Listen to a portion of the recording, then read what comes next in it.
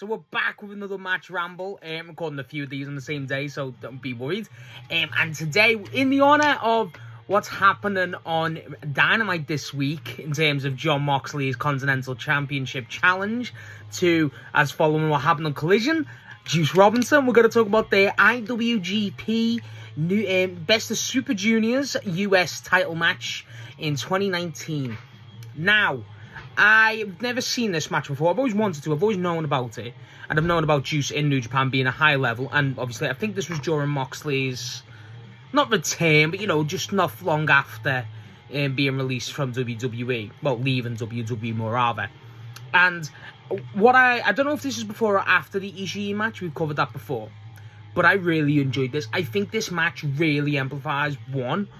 I think it really amplifies how different Moxley is, and I think that's a really good point. Obviously, since coming out of WWE, it's very important, and you could tell that just in the Ishii match alone. But even this match, it feels like it's some dirty, feral, caged animal being released, not as like zippy and wild and like that sense, but more in the sense of he's so dirty and so brutal with it, and it's so different. And Juice, Spearman, I've got no prior knowledge of Juice going into this. In terms of, like, you know, before matches before he had this one, early in his career. So when he's coming in, it's like he seems like he's over as hell. Like, the crowd are cheering him, like it's a desperation for Juice to win, and he feels like he's getting the shit beaten out of him a lot of the time, because this guy is so different to what Juice is normally facing in New Japan, and that's what it felt like, and that's what it really did well. And like, they're both madmen, but in the both different senses of the word, where Juice's, it feels like a blend of two different companies in a way. And obviously AEW wasn't around at this point, I don't think, so that makes sense. But Jesus, like, Juice is a madman. Juice is very much like a Clark Connors now, where he's going all in, like even like a Jungle Boy, less technical than Jungle Boy, but you know, just going all in. Like, there's a point where he just does a cannonball to the barricade. There's a lot of barricade work here, and he just fucking flies. Like, you can tell everything Juice does, there's a lot of effort and a lot of, you know, there's so much going into it from his end. And that's what I really like about his presentation. And then Moxley's just a brutal fucker. Like, the strikes Moxley's doing. Yeah, Juice has the left hand from God, which is pretty cool. But Moxley is constantly going for chairs and tables specifically. Gets put Juice through a table or two. Red Shoes telling him to knock it off, and he's like, no. There's a point where Juice at the start has to go. So he's got Moxley basically they're outside the ring at this point. Juice basically climbs up this entire stage setup essentially, and does a dive onto him, and it looks like Juice barely hits Moxley. Like, it looks like it's gets a lot of floor and a lot of attack on his leg, but then just basically brushes it off, and Moxley obviously kicks the piss out of him. And that's what I like. That's a lot of shit here where Juice shows that, like, one, he's just not human. The amount of pain that man takes is ridiculous, but also, like, just, you can see through the match as well. The match goes on, the better it gets. It really does. It's one of those matches that really does benefit with the time. And what I enjoy about it is Juice A looks really resilient, and like you looks like throughout the match he continuously, one, staying into it, but two, very much finding a way to get through and get into, because every time he does get Moxley, he does look like he's hurting him. It's just, there's no consistency. Moxley's going to overpower anyone. He's so, like, that's the thing with Moxley, he's so threatening and he's so intimidating. Moxley's really fucking big, so it's like anything Moxley does is going to kick the piss out of you. Moxley goes for the DDT, the fucking Death Ride, very much early on, but doesn't land it. And so he gets one, like, so we putting Juice through these tables that look like pieces of shit, and then Moxley, the game Med Shoes, is going like, stop it, and then he goes, okay, I'm sorry, and just goes and gets more tables. It's great.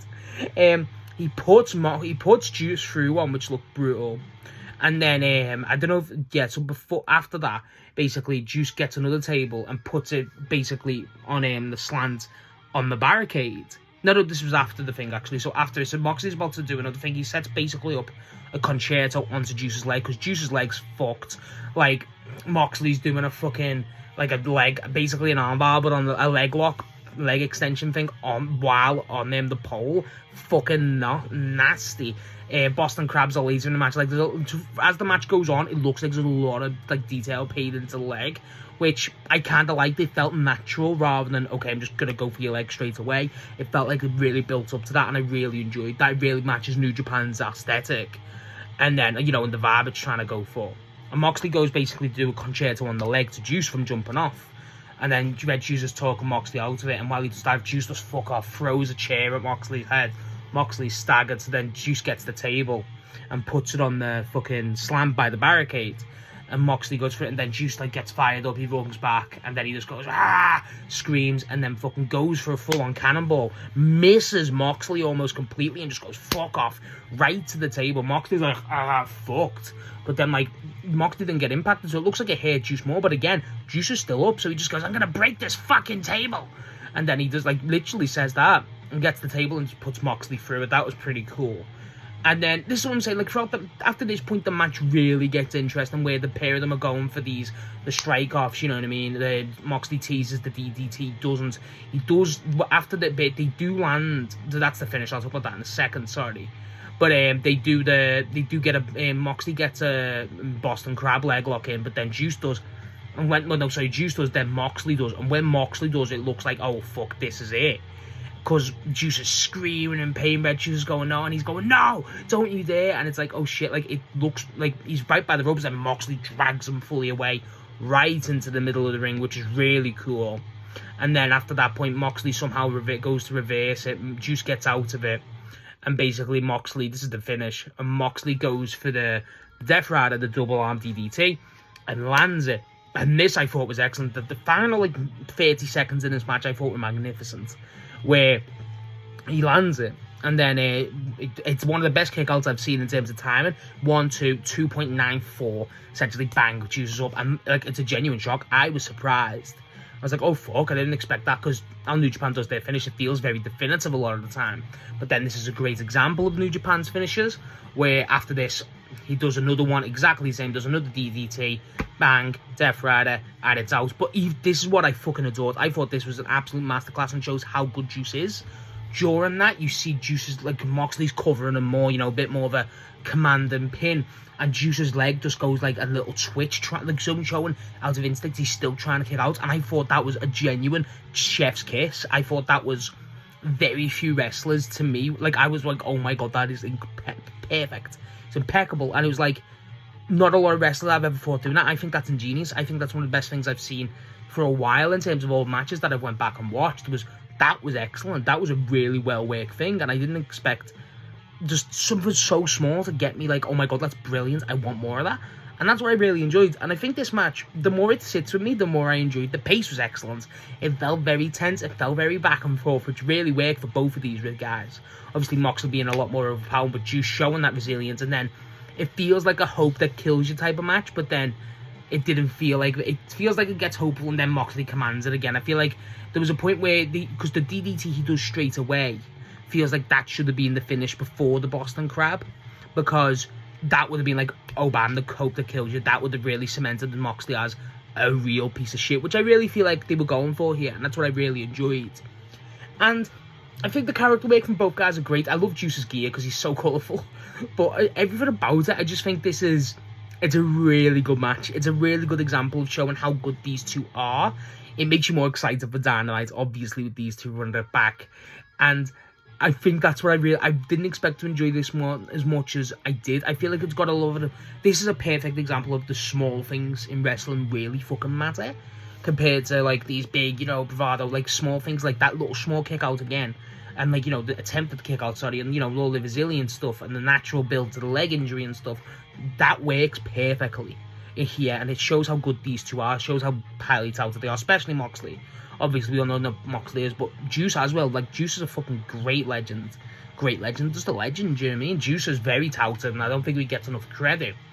But I think this match is excellent. It makes me a lot more excited, obviously, for what happens for the Continental match this week. And I'm glad I watched that after all this time. It's not like the best match I've ever seen. It's not the best New Japan match I've ever seen, no. But it's got these small things that are like, oh god, this is genius. This is a masterclass. This is very much, it feels like a match where, like, if you watch it as a true wrestling fan, you notice a lot. But if it's like an entry-level match or something, you're not going to learn a lot. I don't know, it feels like a very much a level. It depends on how much you are into wrestling, how much wrestling you watch, the more you're going to enjoy out of it. And that's what I really enjoyed about it. It's very multi-layered, in a sense. And I just think it's excellent. I didn't think I'd enjoy this watch, and I didn't think there'd be a lot more nuances in this than there is. It's very layered, and that's why I fucking enjoyed it. It's an excellent match. If you not watched it, I do recommend it, depending on what you are into wrestling, but it's really fucking good. Highly recommended. So yeah, that's my thoughts on Juice versus Moxley for the IWGP US belt. I didn't say it. Moxley wins, obviously. But yeah, I'm really, obviously, does this make you excited for the Continental match? Let me know if you've seen this and what do you think is going to happen in the Continental match. The main thing is, Jay White going to return? I hope to God he does.